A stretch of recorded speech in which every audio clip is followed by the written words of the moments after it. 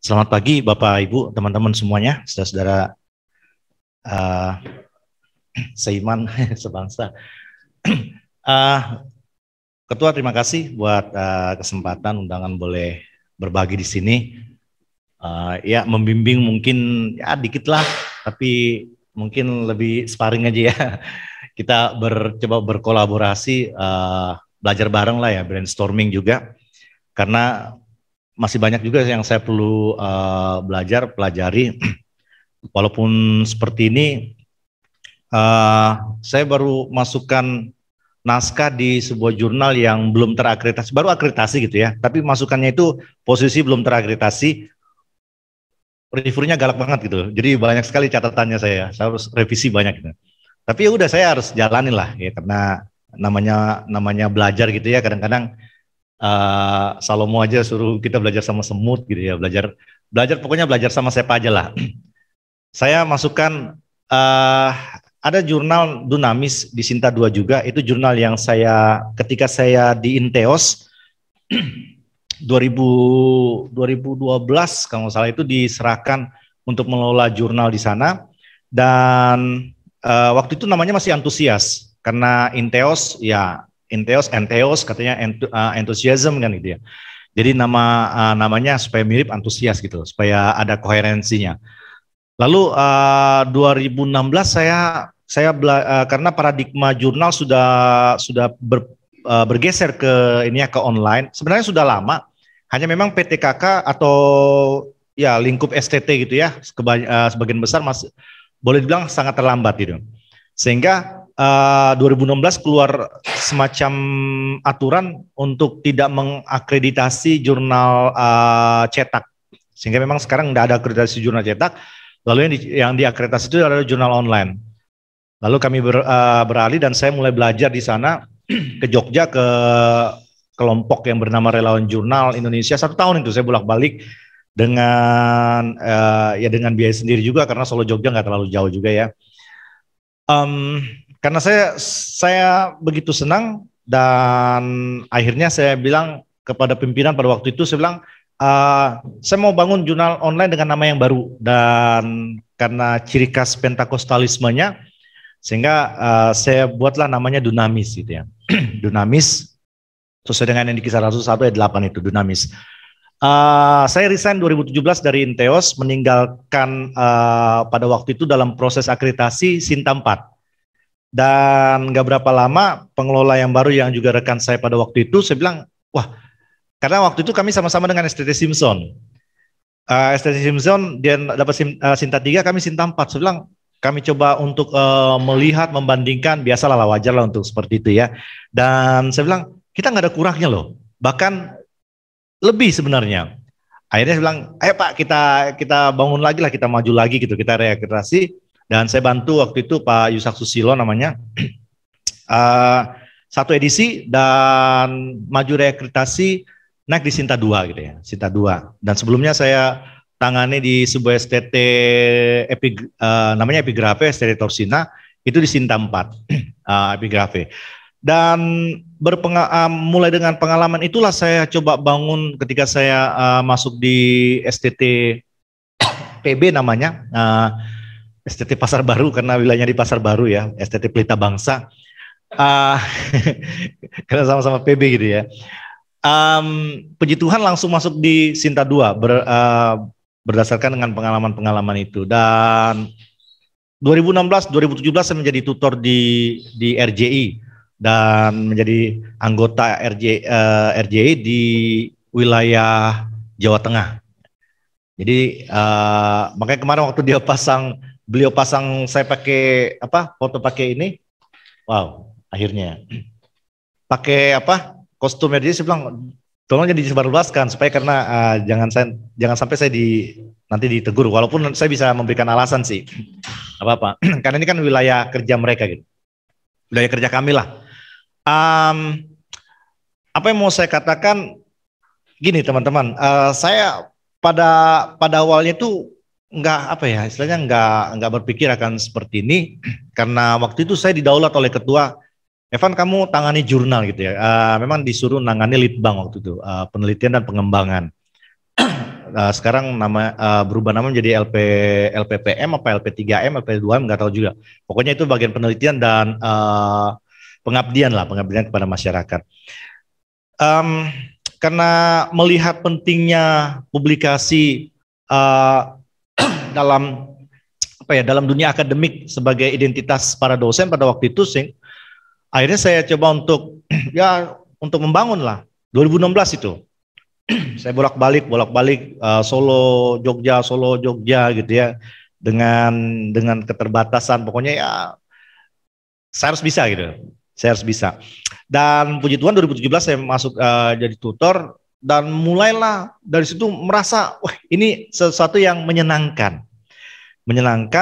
Selain saya juga memang saya suka dengan kajian-kajian Pentakostal gitu ya, Pentakostalisme, walaupun memang mungkin agak berbeda dengan kebanyakan yang lain, tapi nggak apa-apalah. Karena buat saya itu perbedaan itu seperti pelangi gitu aja lah, indah gitu. selagi taman bermainnya adalah Trinitas, it's okay lah buat saya itu. Ya dengan perbedaan itu kan ya menambah multiplisitas gereja yang hakiki. Ya. Nah, tesis saya itu membahas tentang konstruksi teologi Pentakostal itu melalui presuposisi kisah para rasul. Saya membaca kisah para rasul, saya suka dengan kisah para rasul, dan saya baca berulang-ulang, walaupun tidak sampai habis pasal 28, tapi kebanyakan core saya itu di pasal 1, pasal 2 itu bolak-balik. Dan kalau teman-teman memeriksa Google Scholar saya itu kebanyakan memang di kajian saya itu di Kisah Rasul 2 ya. Ada beberapa tulisan itu berdasarkan Kisah Rasul pasal 2. Bahkan disertasi saya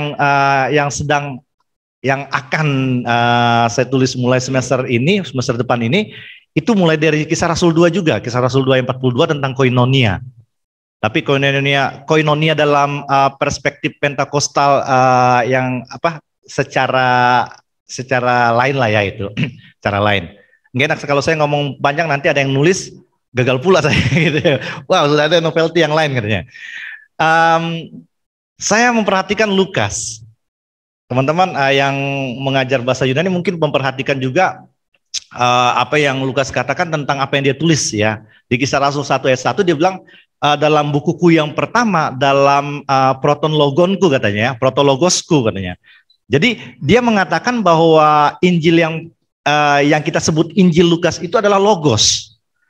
Dan logosnya Lukas ini kan beda dengan logosnya, maksudnya penggunaan logosnya, diksi logosnya Lukas ini kan berbeda dengan diksi logosnya Yohanes, bahkan katakanlah Paulus secara esensial. Yang menarik ketika Lukas menggunakan istilah logos, dia memberikan semacam ciri khas atau karakteristik logos itu dalam Lukas 1 ayat 1 sampai 4. Paling tidak ada kata-kata seperti parakaloteo, ya, to investigate, akribos, itu seperti melakukan presisinya seperti apa gitu ya. Jadi setelah diinvestigasi ulang untuk mencari ketepatannya. Semacam menggunakan metode konfirmatori mungkin ya. Jadi dikonfirmasi lagi data-data yang sudah didapatkan. Lalu ada kata katekses yang mungkin di sana diterjemahkan secara istilahnya secara sistematis lah, sistematikanya ada gitu. Dan yang paling bagus, yang paling pointed adalah pada ayat 4 dikatakan asphaleia gitu ya. Tulisan dia itu bisa dipertanggungjawabkan. Jadi 4 unsur itu memperlihatkan bahwa inilah logos gitu ya. Inilah logos versi Lukas, yang ketika dia mengatakan Lukas adalah protologos, maka Kisah Rasul adalah deuterologos secara simultan, kan paling tidak seperti itu.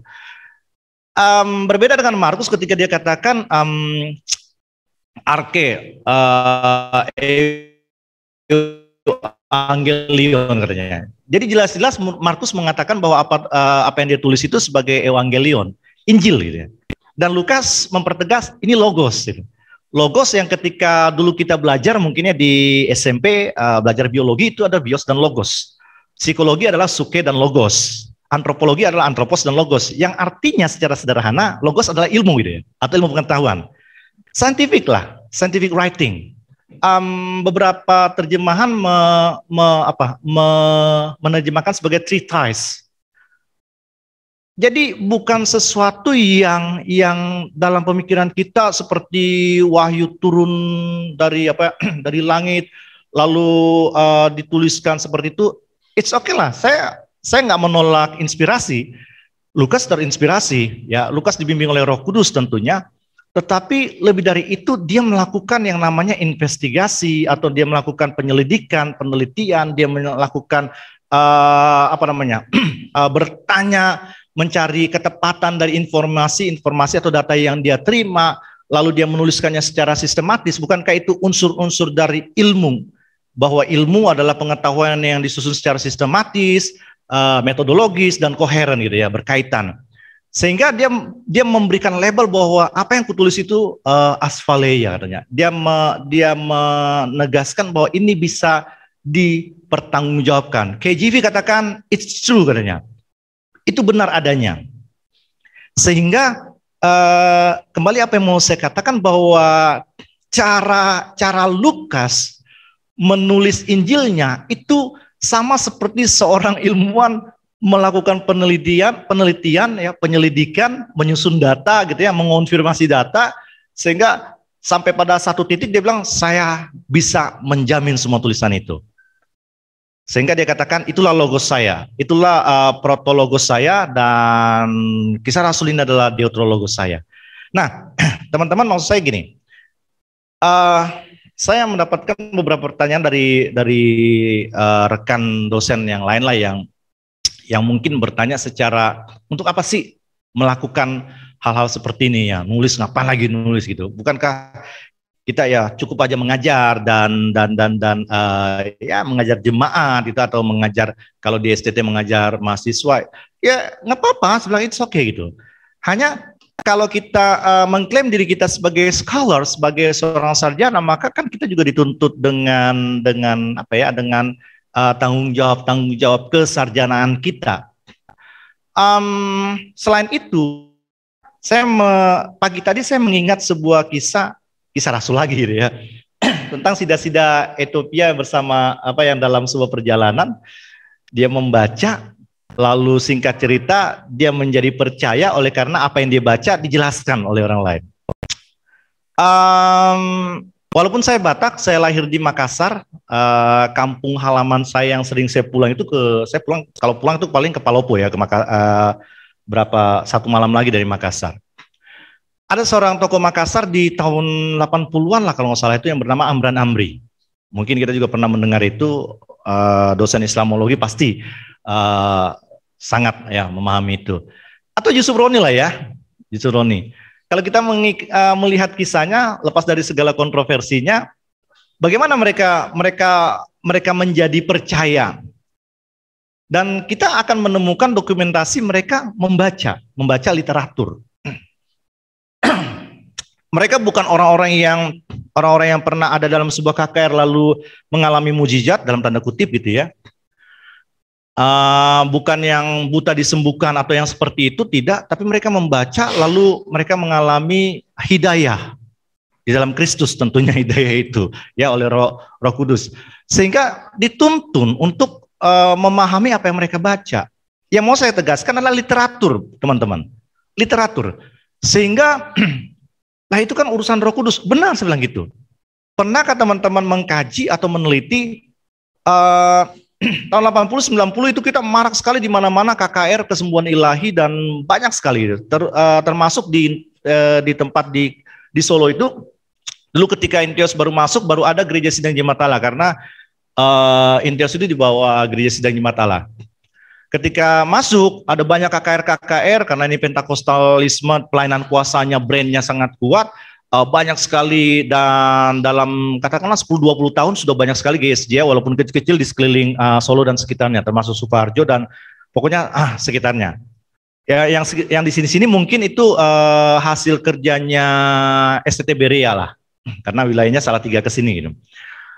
Apa yang mau saya bilang gini, bahwa ada banyak waktu itu senang juga saya ngikutin ya beberapa KKR, bahkan seperti Suzat Hating juga pernah datang, Reinhard Bonnke juga pernah datang, dan melihat orang-orang yang pernah mengalami mujizat atau pertolongan Tuhan, bahkan di sekitar tempat di mana saya tinggal di Solo sana, ada orang-orang yang dulu yang dulu pernah mengalami hal-hal seperti ini, dan sekarang kehidupannya ya kalau mau dibilang kembali kepada pola yang lama, bahkan nggak pernah menyentuh gereja lagi.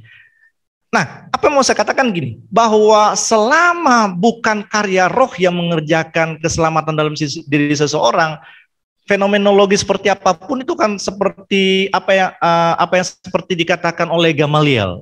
Saulus, janganlah kau ganggu gitu kan, gitu kan Gamaliel bilang, nggak usah kau ganggu itu. Kalau itu bukan dari Tuhan, itu akan hilang sendiri. Saya Gamaliel dalam titik itu.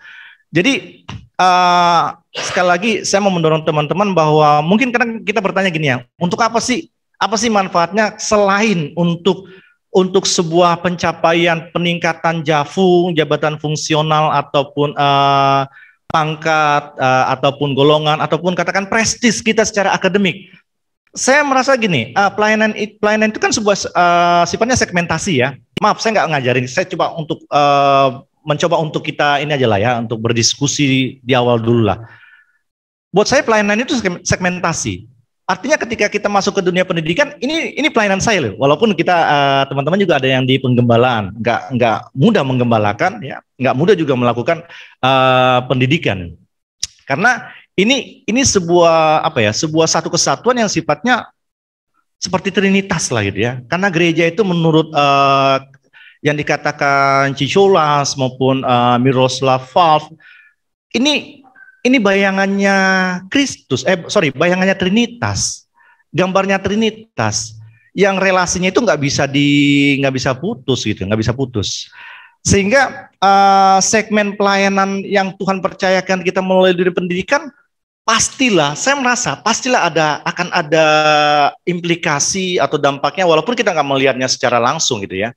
Yang secara langsung mungkin Jafung kita lah. Tapi saya melihat kalau ini sebuah bentuk pelayanan, bukankah ini sesuatu yang to publish, bukankah ini sesuatu yang mengkeruso gitu ya, mengabarkan atau make it public ya. Bukankah ini menjadi sebuah atau bagian dari DNA para rasul pada waktu itu? Saya nggak tahu, teman-teman. Sorry, saya nggak berkhotbah. Tapi siapalah dari kita yang menjadi Kristen tanpa membaca, minimal baca Alkitab gitu ya. Dan kita juga harus berterima kasih pada penulis-penulis Alkitab yang mau menulis. Walaupun pada waktu itu ada banyak penulis-penulis lain ya, dengan nama-nama samaran atau nama-nama yang langsung.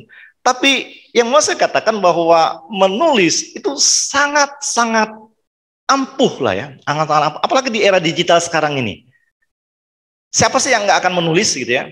Karena kebutuhan sekarang ada kebutuhan membaca teks, membaca gambar, membaca semua lah, gestur atau membaca hal-hal lain.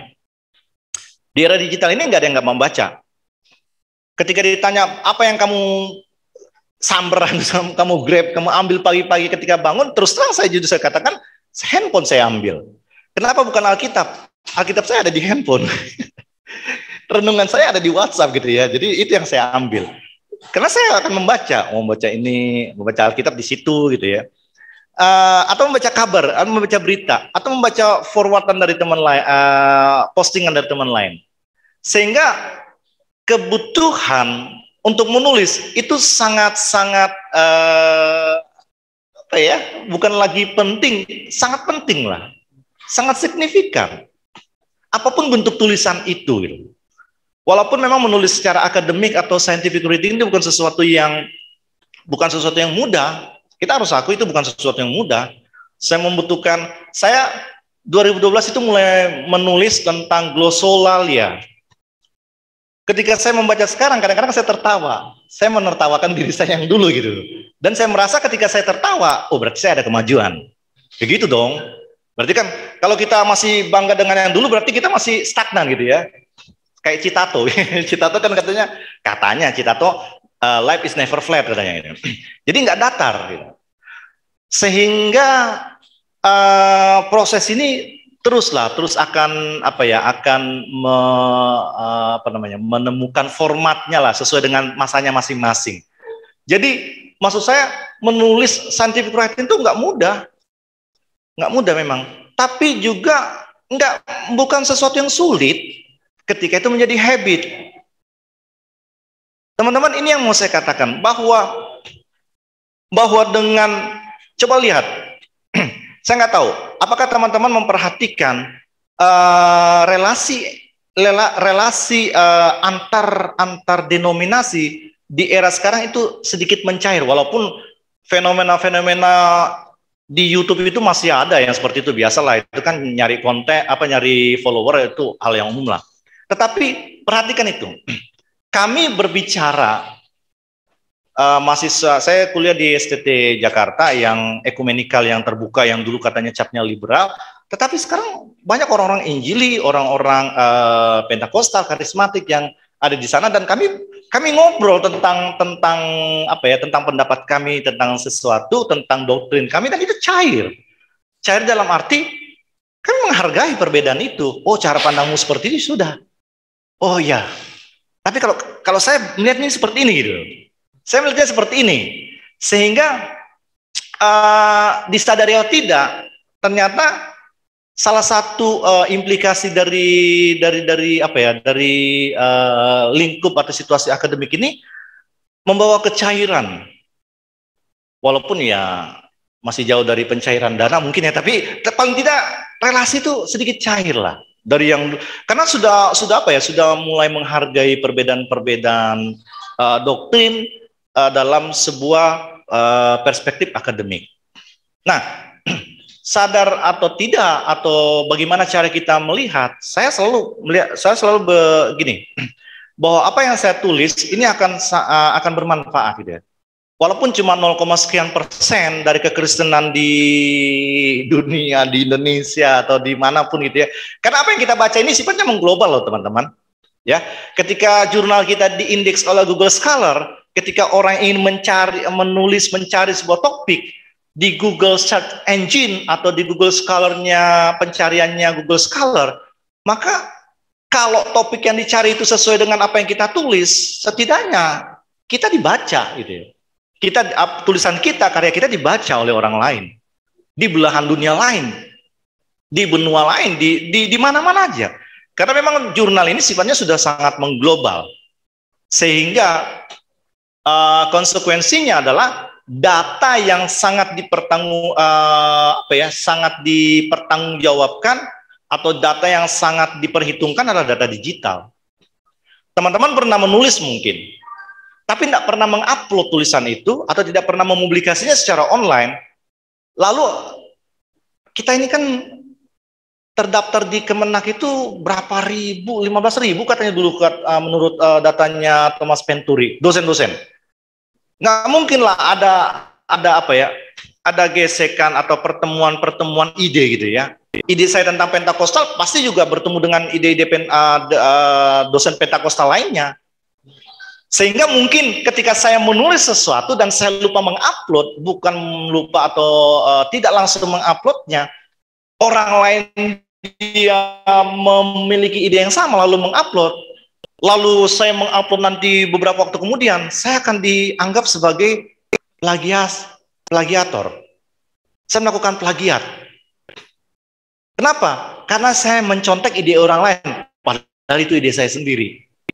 Loh, ini terjadi beberapa waktu lalu kepada profesor-profesor yang dia masih paradigma lama. Profesor paradigma lama kan tidak harus memenuhi persyaratan publish, Scopus gitu ya. Sehingga mahasiswa yang suka dengan dia gitu ya. Kalau saya kan ya biasalah ada dosen yang disenengin gitu ya. Saya suka dengan pengajarannya Profesor Joas, sehingga apa yang dia ajarkan itu saya coba kombinasikan dengan doktrin Pentakostalisme saya gitu.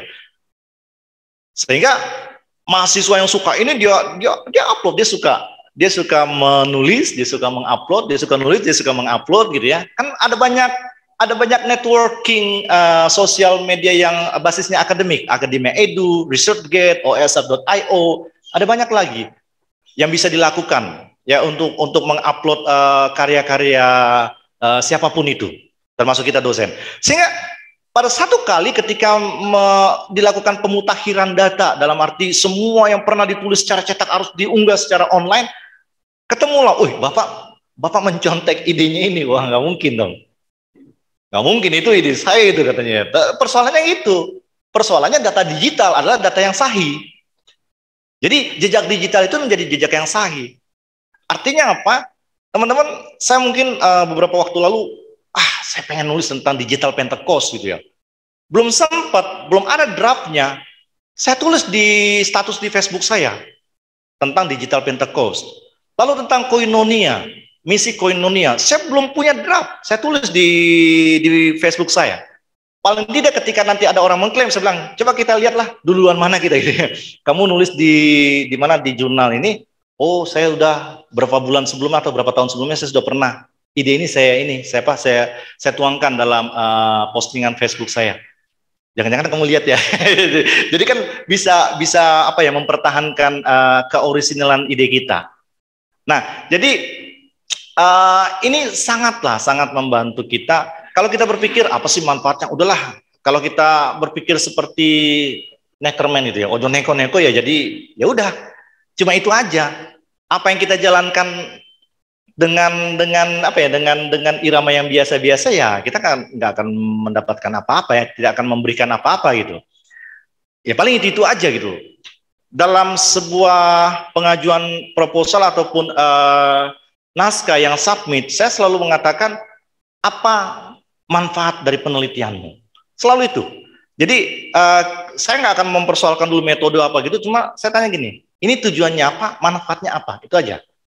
Oh manfaatnya saya ingin membangun gini-gini bla bla bla, saya ingin membangun sebuah pelayanan yang digital. Saya mau bilang ketika manfaat yang kamu bagikan sudah dibagikan orang lain, manfaatnya apa lagi? Maka nggak ada manfaatnya. Nah, kembali saya bilang bahwa kamu harus banyak mencari referensi-referensi yang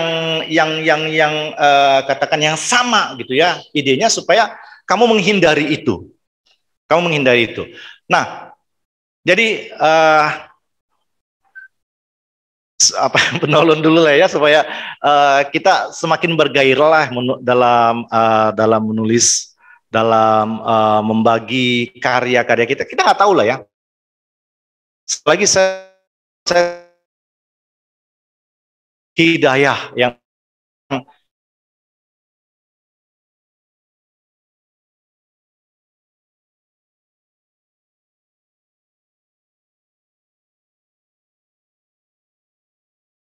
mendapatkan hidayah, mendapatkan pencerahan, siapa tahu. Kerja Roh Kudus kan kita nggak bisa jengkali ya, kita nggak bisa oh dia harus begini gitu. Kalau saya memberi banyak pasti diberi banyak, itu ya silakanlah berpendapat seperti itu, tapi kan nggak bisa kita jengkali seperti itu gitu. Nah, sehingga saya mendorong teman-teman, marilah kita dengan apa ya, dengan ambisi gitu ya, bukan hanya antusias tapi ambisi ya. Saya pernah diminta oleh Gandumas menerjemahkan sebuah buku dari penulisnya Chip Ingram, Holy Ambition. Wah, saya bacanya enak, diberkati sekali gitu ya. Jadi kita harus punya ambisi, karena gini, gimana lu mau melakukan firman Tuhan kalau kamu nggak punya ambisi untuk melakukannya gitu. Jadi ada ambisi yang holy gitu ya. Ini sebuah holy ambition. So guys, teman-teman, mari kita menulis gitu ya. Susah, supaya kita nggak nyempelek kayak gitu ya, nggak gampangin gitu. Udahlah, gampang lah itu. Tapi nggak susah banget ketika itu menjadi sebuah habit, menjadi sebuah habitus, menjadi sebuah habit. So mari kita bangun habit kita lah, ya. Saya nggak peduli maksudnya seperti apa pencapaian akademik teman-teman. Mari kita menulis. Sampai sekarang pun kadang-kadang ya seperti tadi saya katakan di awal, ada banyak tulisan-tulisan saya masih dirombak itu, bagian besar dirombak. Saya sedang menulis tentang Yohanes. Kadang-kadang gini, inilah ya, nggak tahu lah ini jeleknya atau apa yang saya nggak tahu. Jadi kalau ditanya, saya memang bukan gembala, cuma staf pastoral aja. Tapi setiap minggu itu pelayanan. Pelayanan saya mereview khotbah. Jadi waktu pendeta khotbah saya review gitu ya, nakal sebenarnya. Jadi saya reviewer gitu, review khotbah gitu ya. Review makanan juga. Jadi jangan ragu, saya juga suka mereview makanan. Review kopi juga. Jadi kadang khotbah itu pendeta khotbah, menurut saya kurang nih. Ini salah. Saya mau bilang gitu, itu wajar dalam tanda kutip, itu wajar lah, itu alamiah lah. Mengkritik orang itu wajar, itu alamiah. Tapi maksud saya jangan berhenti situ, coba munculkan ide yang menurutmu benar dan sajikan kepada publik. Kerap kali saya lakukan itu. Satu kali pendeta saya mengkhotbahkan tentang kesatuan. Di Lala ada tulisan juga tentang kesatuan gereja, mengambil lokus teksnya di Yohanes 17 ayat 21 dengan frasa Latin yang sangat terkenal, ut omnes unum sin katanya. Biarlah mereka menjadi satu gitu. Kebetulan saya mereview, saya tanya apakah ini kesatuan itu harus berkeadilan gitu ya. Banyak sekali sehingga singkat cerita dia tidak melanjutkan itu dan dia lebih memilih untuk mengganti judulnya. Karena nggak dilanjutkan, saya lanjutkan. Sehingga saya menulis dengan konteks itu. Karena doa Yesus di pasal 17 itu kan berbicara tentang kesatuan perikoretik sebenarnya, perikoresis, istilahnya perikoresis. Jadi kesatuan antara Bapa dan Yesus seperti itu. Yang dalam konsep perikoresis itu harus menyetarakan merefleksikan tentang kesetaraan. Sehingga kesatuan itu harus setara gitu. Kesatuan itu harus berkeadilan. Nah, jadi dari hal-hal yang sederhana muncul. Jadi ketika saya orang khotbah atau ya mendengar apa gitu, saya main HP itu sebenarnya sedang mencatat apa yang, ini kayaknya enak, ini kayaknya kayaknya bisa. Sehingga ada judul-judul yang tema-tema yang ngantri gitu ya. Tema-tema yang ngantri. Saya sedang menulis juga dalam Lukas pasal 10 tentang Cornelius itu, tapi saya coba untuk mengonstruksi tentang teologisasi anti diskriminasi di sana. Karena ada yang khotbah tentang itu. Nggak benar nih.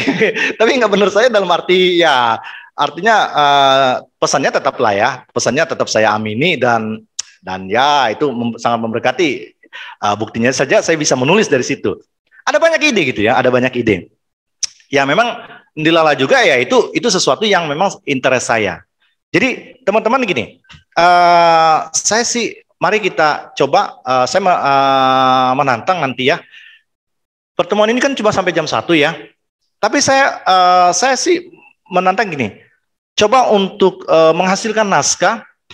Bahkan saya sudah ngomong ke Pak Gideon, nanti coba untuk kolaborasi 2 atau 3 orang.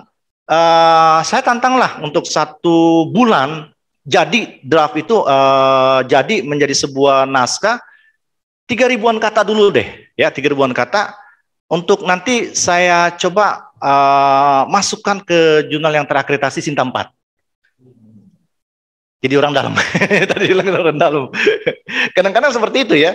Ada yang idealis, wah akreditasi itu harus begini-begini. Harus yang novel itu harus jelas gini-gini. Silang kalau Bapak seperti itu silahkanlah. Tapi saya suka yang seperti itu. Tapi kenapa tidak juga memberi ruang kepada yang lain gitu ya? Memberi ruang, silahkanlah. Jadi mari teman-teman coba untuk membuat draft gitu ya dari ide-ide yang mungkin sudah dipersiapkan gitu ya. Silakan kalau sudah punya ide, nanti buatlah sebuah draft. Nanti mungkin melalui Pak Gideon saya coba lihat dan kita sekali lagi ini bukan karena saya lebih lebih di atas itu enggak. Kita sama-sama aja ya. Kita saling brainstorming aja gitu. Kadang saya juga belajar dari apa yang dicuatkan. Satu kali kami dalam sebuah diskusi di Yohanes 17 saja juga itu. Saya mumpung ingat gitu ya. Ada seseorang langsung dia berkata tentang doa Yesus. Di situ kan dia bilang gini, Aku mau Bapa, di mana aku berada, mereka pun berada. Wih, ini bagus ini Silang. Ini sebuah pola eklesiologi yang bagus ini. Artinya gini, di mana Yesus berada, Yesus mau kita pun berada gitu. Saya coba padukan dengan Matius pasal 25. Saya kan di teologi konstruktif ya, jadi sukanya yang begitu ya. Saya coba untuk meninggalkan tidak lagi di biblikal karena memang ternyata tidak terlalu tidak terlalu menyenangkan buat saya dengan bahasa Yunani. Saya dulu suka bahasa Yunani, cuma hafalnya sampai delta, akhirnya kena delta. Jadi saya udah tobat dengan bahasa Yunani. Makanya setelah tobat saya nggak kena Omikron. Nah, jadi saya coba padukan dengan saya membuat tulisan belum jadi juga gitu. Tapi saya sudah posting gitu ya idenya tentang menyembah Allah yang asing gitu ya. Di Matius pasal 25. Yesus di mana Yesus berada dalam pikiran kita kan selalu normatif. Yesus ada di surga, Yesus ada di ruang Maha Kudus kan gitu ya. Tapi di Matius pasal 25 kan itu luar biasa itu. Yesus juga ada di tempat-tempat yang kita tidak kenali gitu loh. Yang tidak kita konstruksi. Nah, sehingga doa itu wah ini jadi apa nih ya? Masuk lagi dalam antrian ditulis dulu gitu. Itu karena apa? Karena seorang bertanya atau mengomentari gitu ya. Wih, enak gitu. Jadi ada banyak cara bisa kita bisa menulis. Teman-teman, coba untuk mencintai habit ini menulis gitu ya, sehingga ini tidak menjadi sebuah momok. Ketika ini menjadi momok, memang menyulitkan lah, susah lah.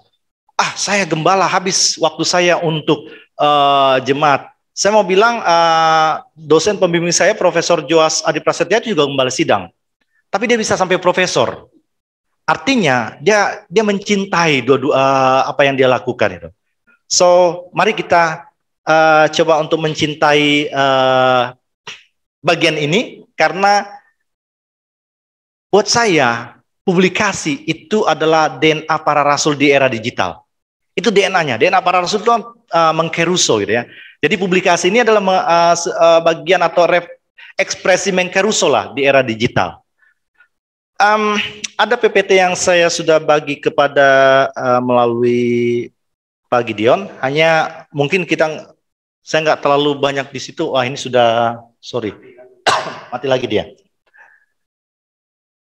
Harus ada yang naik lagi? Oke, wah, berarti tadi baterainya habis ya, bro. Nanti bisa dibaca secara aja. Ya.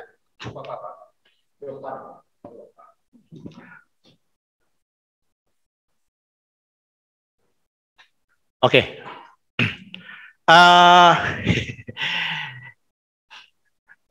Saya lebih suka pakai ID OVO daripada NIDN, karena ini bisa berimplikasi.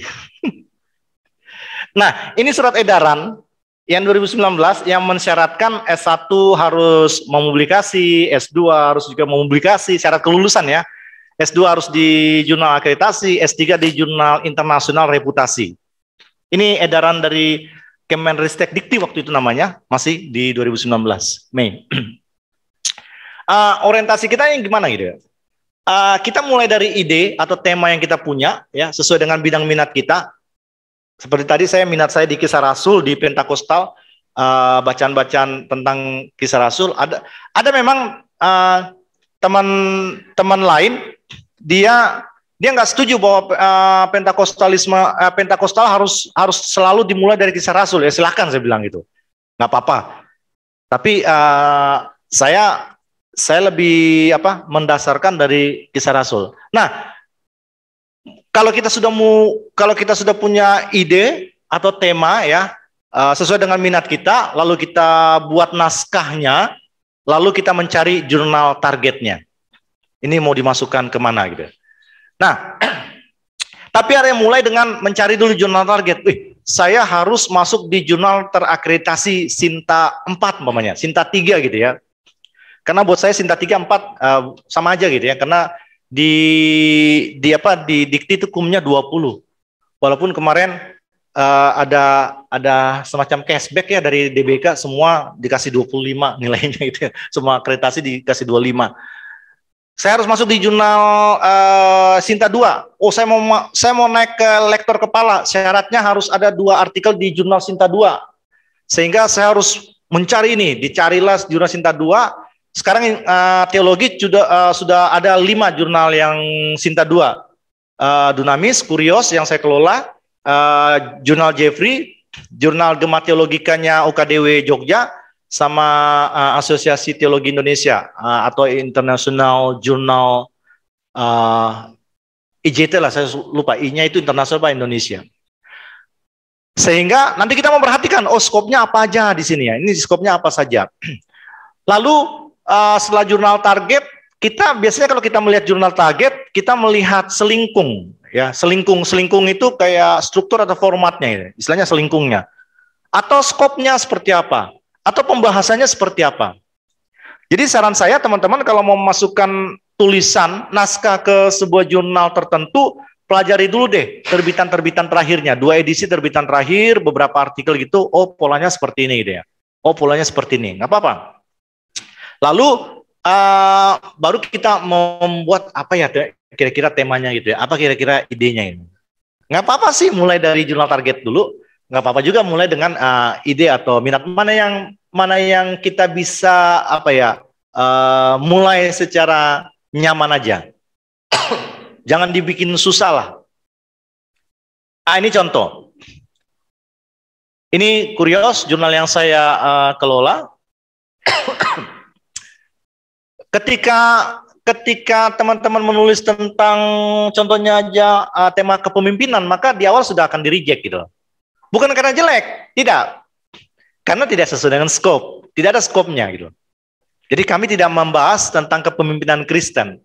Kecuali itu diiris dengan ide lain gitu ya. Silakan. Jadi jangan tentang ayat teks lalu dijadikan basis untuk kepemimpinan Kristen, itu pasti ditolak. Sekali lagi bukan karena jelek, tidak, tetapi karena memang kami tidak memberi ruang untuk itu gitu. Alasannya apa? Ya biar yang lain lah gitu, yang lain aja. Jadi di Kurios itu ada teologi sistematika konstruktif, biblikalnya juga sudah biblikal yang kontekstual. Artinya tidak kajian biblikal murni gitu ya. Teologi sosial dan publik, teologi digital dan seterusnya. Sehingga ketika Bapak Ibu melihat jurnal target, lihat skopnya.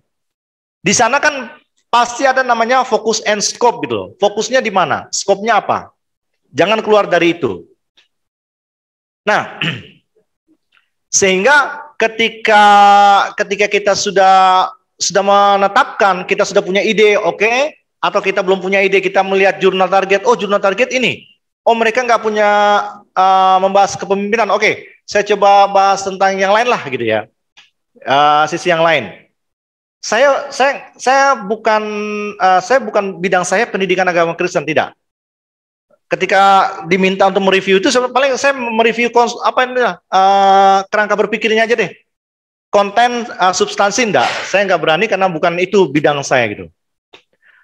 Tapi bagaimana dengan menulis? Menulis kolaboratif silakan. Satu kali ada teman mengajukan tentang pendidikan multikultural, pendidikan plural gitu ya, pendidikan agama dalam masyarakat majemuk gitu. Saya bilang saya nggak kompeten di sini. Tapi oke, dia bawa draftnya, dia bawa naskahnya. Waktu itu saya coba rombak dalam arti saya masukkan ide saya tentang hospitalitas. Dan jadilah tulisan tentang pendidikan Kristiani diiris dengan teologi hospitalitas. Itu pun saya ambil dari Kisah Rasul pasal 2, hospitalitas jemaat perdana atau gereja mula-mula. Nah, sehingga sekali lagi teman-teman mulai dari ide silakan, mulai dari menentukan jurnal target silakan. Yang penting jalan lah gitu ya, jalan mana yang nyaman. Lalu mari kita mulai mempersiapkan menulis apa yang penting. Nah ini yang penting. Dan ini yang banyak kali saya lihat kurang dimaksimalkan, ya, agak diabaikan lah gitu. Dalam menulis penting memperoleh yang namanya inspiring moment. Momen-momen inspiratif itu bisa ya tadi seperti tadi mereview khotbah gitu ya. Wah ini bagus ini, langsung dicatat. Saya kalau kadang-kadang itu bawa pulpen ya, ini udah zaman digital udah lah. Ada sesuatu plug gitu ya, langsung saya tulis gitu ya, tulis di WA, tapi saya punya satu WA lain untuk biasa untuk berkirim untuk tidak untuk nanti dibaca aja gitu. Seperti itu, nanti dikembangkan. Karena kita ini kan cepat lupa ya, memori kita ini kan sangat terbatas.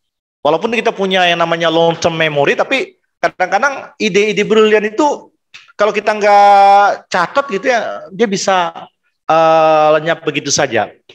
Bisa nggak melalui doa? Doa puasa apa gitu? Bisa saja sih, silakan gitu ya. Saya sih nggak nggak menihilkan kerja roh, enggak.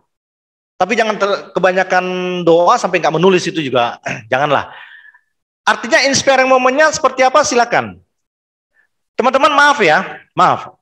Tapi ini yang saya lakukan. Ini kebiasaan buruk yang baik. Atau kebiasaan baik yang buruk ya. Jadi maaf kalau saya ke toilet ke belakang gitu. Padahal toilet saya di depan sih, ke belakang gitu ya. Pak boleh ke belakang gitu ya. Toilet saya di depan nih. Gitu. Saya nggak pernah ke sana itu tanpa membawa sesuatu gitu, bacaan tulis gitu ya. Dulu sambil nulis gitu ya, sambil nulis. Itu kebiasaan buruk yang baik gitu ya. Sehingga ada beberapa topik yang saya catat di sana gitu. Saya catat di sana. Nah, jadi kita punya momen-momen inspiratif tersendiri. Inspire moment bisa didapat dari mana saja, dari berbagai cara. Tapi saya mau katakan membaca itu adalah inspire moment yang paling primer. Jadi tidak bisa tidak membaca. Nggak bisa kita nggak membaca. Kita harus membaca. Saya banyak menghabiskan waktu itu memang membaca naskah dari teman-teman. Dulu hampir 40 ya saya mendampingi jurnal itu, capek juga lama-lama gitu ya. Dan sekarang hanya beberapa saja karena memang tuntutan akademik juga dalam kuliah ini sangat butuh konsentrasi, sehingga hanya beberapa saja. Dan saya jujur saja kadang-kadang ketemu dengan naskah-naskah, harus jujur, naskah-naskah yang ngasal gitu ya. Ada yang lumayan, ada yang bagus banget gitu. Dan dari semua itu saya belajar gitu. Dari yang ngasal ya saya belajar supaya nggak ngasal. Pada akhirnya kan gitu toh. Masa ngasal diikutin gitu ya? Enggak lah. Saya kadang-kadang diksinya atau kadang-kadang semantiknya kurang enak, alurnya gitu ya. Pendahuluan itu cuma satu paragraf gitu. Satu paragraf itu juga saya bilang ini mah prolegomena ini bukan memang prolog. Ini mah cuma pengantar saja gitu. Jadi tidak memetakan persoalan. Sementara kan di pendahuluan kita harus memetakan permasalahan. Masalah yang umum, masalah yang khusus gitu ya. Satu paragraf masalah yang umum, satu paragraf masalah yang khusus, satu paragraf membahas tentang katakan novelty gitu ya. Novelty dalam arti apa yang saya bahas itu juga sama dengan yang Pak Gideon bahas, walaupun judulnya temanya agak mirip gitu ya, tentang Pentakostal gitu, tentang karunia Roh Kudus, tapi saya yang berbeda gitu. Yang berbeda. Sehingga dari mana kita bisa memastikan? Anda tidak bisa, teman-teman tidak bisa memastikan bahwa apa yang saya bagikan ini novelty baru gitu ya. Kebaruan itu bukan 100%, tidak 0, sekian pun itu bisa dianggap kebaruan ya. Yang penting orang belum bahas kan itu ya. Tanpa kita membaca, nggak bisa. Sehingga Turnitin akan membantu. Wah, kamu belum, apa yang kamu bagikan ini pernah dibahas nih di jurnal ini, pernah dibahas nih di jurnal ini. Ketika editor melakukan cek Turnitin. Jadi tidak kita harus membaca. Nah, dengan membaca kita bisa menentukan topik, tema. Dengan membaca kita bisa anti plagiat nantinya. Dengan membaca kita bisa menentukan research gap-nya. Karena gini, penelitian itu kan sebenarnya kemampuan kita untuk menyajikan riset gap penelitian, celah gitu ya. Pak Gideon sudah membahas umpamanya tentang karunia Roh Kudus, Pak Ketua juga sudah membahas tentang karunia Roh Kudus, beliau dari Korintus, Pak Ketua dari Roma, yang lain juga mungkin. Kita mungkin masuk dengan ini, dengan yang lain, dengan dimensi yang lain, dengan celah yang lain yang belum pernah dibahas. Itu satu paragraf. Lalu satu paragraf lagi nanti tentang kenapa ini perlu dibahas, gitu ya? Kenapa ini perlu dilakukan penelitian? Kenapa? Jadi ada tujuan, ada signifikansi, ada urgensi. Signifikansi mungkin berbicara tentang manfaat. Hampir side by side dengan urgensi. Kenapa harus dilakukan? Ini kalau nggak diteliti, gitu ya. Nggak apa-apa lah agak bombastis gitu ya, agak tapi jangan terlalu lebay. Ini kalau tidak dilakukan penelitian, generasi muda kita hancur. Wes, tapi jangan gitu juga mungkin ya. Paling tidak mengisyaratkan bahwa ini penting gitu, ini urgen untuk dilakukan penelitian. Dan kita bisa melakukan pembahasan dengan membaca. Karena gini, di bagian pembahasan, pendahuluan, metode, pembahasan itu sebenarnya kita gini ya, ada memang saya harus akui ada beberapa dosen atau ya penulis yang dia orientasinya itu seperti menulis diktat gitu ya. Detail sekali. Kita nggak perlu detail. Karena gini, pembaca jurnal itu kan sejawat kita. Jadi kita nggak perlu mengajarkan mereka lagi. Jadi ini sifatnya bukan top down tapi peer dia. Ya, tulisan kita sifatnya seperti kita ada di grup WhatsApp, kita membagikan sesuatu. Saya menemukan ada sesuatu dalam ini. Udah di pembahasan Korintus itu, ada tentang bahasa roh itu ada yang menarik gitu. Udah kita tulislah apa yang kita dapatkan. Tapi kita nggak perlu mengatakan bahasa roh. Bahasa menurut Kamus Besar Bahasa Indonesia adalah ini. Roh ada, nggak usah. Jadi kita tidak perlu mengajarkan secara detail. Hanya membahas dan intinya di sana mendiskusikan. Makanya di situ sebenarnya hasil dan pembahasan. Hasil itu adalah ketika metode yang kita gunakan itu kita kerjakan, keluarlah hasilnya. Nah, ketika hasilnya itu diperlihatkan, kita diskusikanlah itu pembahasan. Maksudnya begitu. Sebenarnya sederhana saja. Tapi nanti kita akan lihat dalam naskah-naskah atau draft yang teman-teman buat. S1 itu sebenarnya ini paper ya, bukan buku ya. Paper hasil penelitian itu ya 20-70 lah, harus membaca itu. S2 ya 70-200. S3 200-700. Kebetulan saya sudah membaca 201. Nah, jadi bisa lah di S3. lebih yang ini ya. Jadi bukan karena karena banyak membaca kita pusing, tetapi karena yang kita baca memang belum banyak sebenarnya. Wah, pusing banyak membaca. Mungkin kamu belum banyak membaca. Nah, mungkin gitu ya. Kadang saya gitu, aduh. Ya ekspresi gitu ya, kadang-kadang keluarlah bahasa-bahasa ekspresif itu. Ternyata apa yang kita sudah persiapkan begitu banyak sudah dibahas orang lain. Mau nggak mau, saya harus miringkan, cari lagi sesuatu yang berbeda. Itulah research gap. Itulah state of the art di bagian pendahuluan. Itulah yang disebut dengan claim novelty. Apa yang kita bagikan belum dibahas oleh orang lain. Saya lewatin ini dulu. Saya lewatin saja, tidak terlalu penting. Saya mau nanti bisa dibahas, dibaca lah ya. Saya lebih mementingkan. Nah, skripsi tesis saya yang lalu itu menjadi 4 artikel. 4 artikel.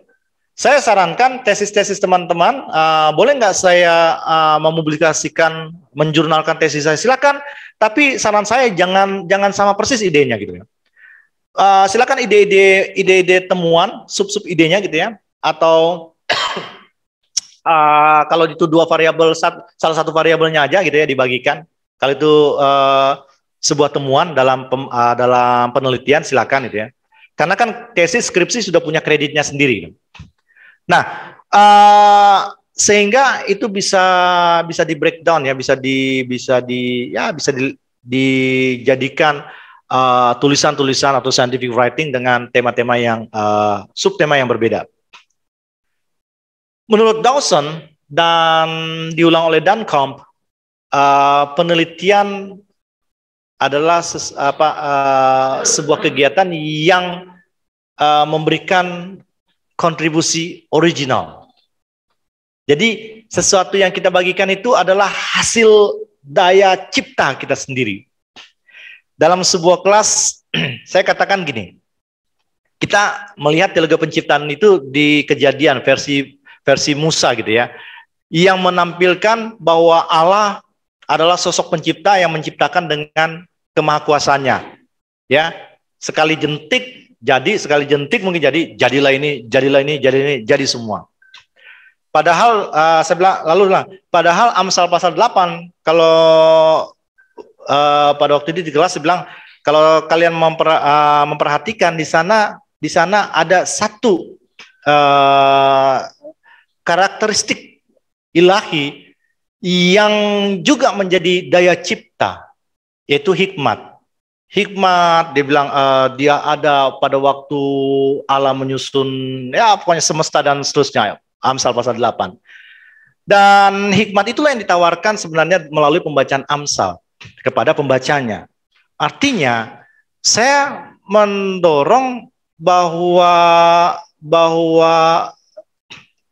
kreativitas, kenapa disebut kreativitas? Karena dia kreatif. Kenapa disebut kreatif? Karena dia bisa berkreasi. Apa maksudnya berkreasi? Karena dia bisa mencipta, melakukan apa ya? Menghasilkan daya cipta.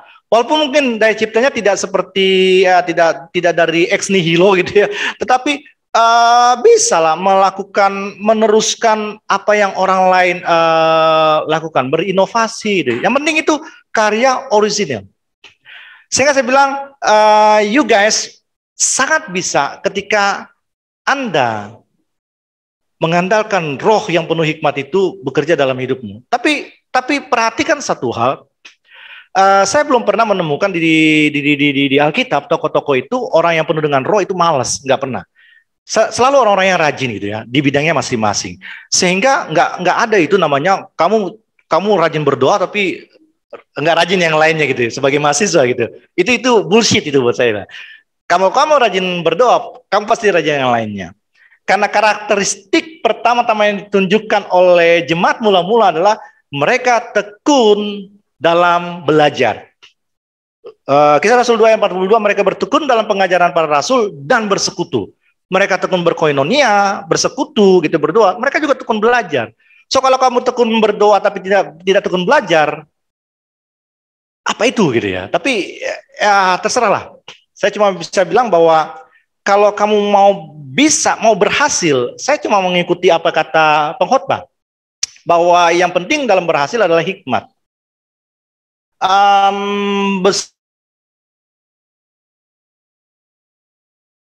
Itu tumpul, maka orang perlu tenaga. Barzel dalam bahasa Ibrani itu lebih mengarah ke kampak sebenarnya. Tetapi yang terpenting dalam hidup ini adalah hikmat.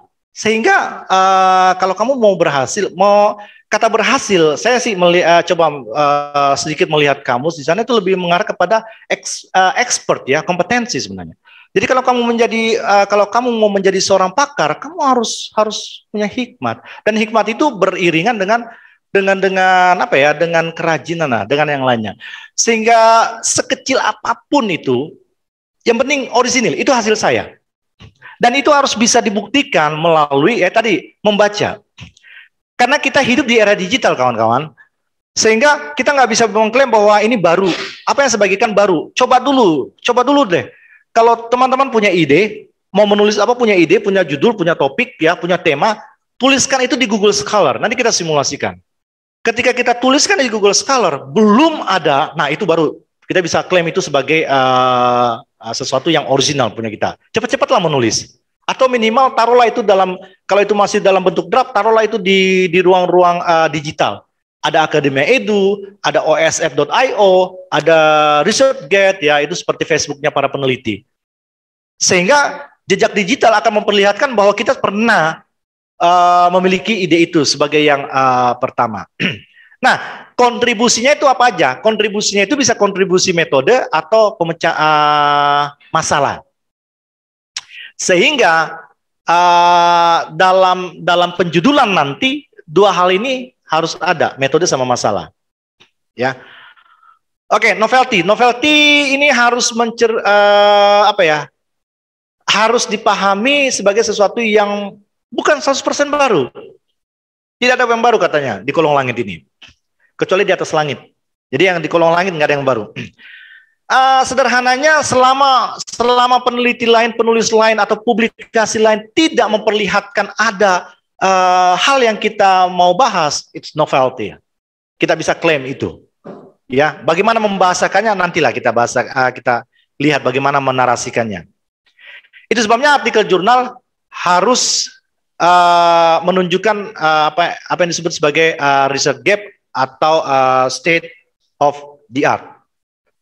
Oke, sedikit saya mau habiskan ini dulu. Nah, ini kita masuk ke strukturnya ya. Nanti yang lain-lain silakan teman-teman melihatnya. Struktur itu ada dua. Ada yang non-imrat, ada yang imrat. Kebanyakan kita memakai imrat. Imrat itu cuma singkatan aja ya. Introduction, method, result. Ini sudah diterapkan di SIPK juga. Oke, saya mau berhenti di sini. Di judul. Judul itu harus mengandung problem, method, sama result.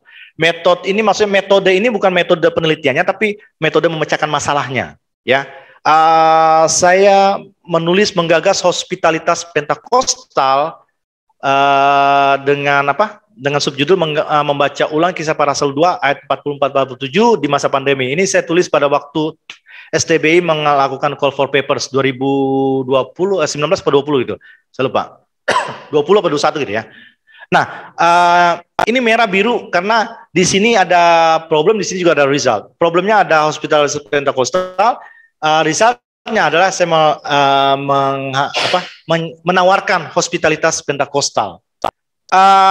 Caranya gimana? Dengan membaca ulang kisah Rasul pasal 2 ayat 44 sampai 47 pada waktu itu kan konteksnya konteks pandemi.